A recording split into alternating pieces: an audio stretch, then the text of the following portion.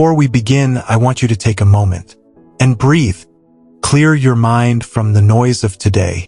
Let your heart be still before God, because in this moment, it's just you and Him. Psalm 51 verse 11 says, "Cast me not away from your presence, and take not your Holy Spirit from me."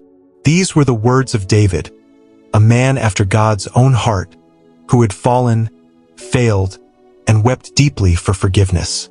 Yet even in his brokenness, what he feared most was not losing his kingdom, his power, or his reputation, but losing God's Spirit. And that's something many of us forget. We worry about losing things, opportunities, and people, but the greatest loss we could ever experience is being apart from God's presence. Let's pray. Heavenly Father, I come before you with a humble heart, asking for mercy. I know I am not perfect. I stumble, I fall, I say things I shouldn't, and I think thoughts that do not please you. But Lord, even when I fail, please don't take your Spirit away from me. Your presence is my peace. Your voice is my comfort. Your Spirit is the strength that keeps me going. Lord, just like David, I ask that you renew a right spirit within me. Wash me clean from every sin that keeps me distant from you. Take away my pride, my anger, my doubt, my stubbornness, and fill me again with your Holy Spirit. When I am tempted, let your Spirit guide me. When I am weak, let your Spirit strengthen me. When I feel lost, let your Spirit remind me that I am still loved, still chosen, and still yours. Father, I don't want to live a single day without you.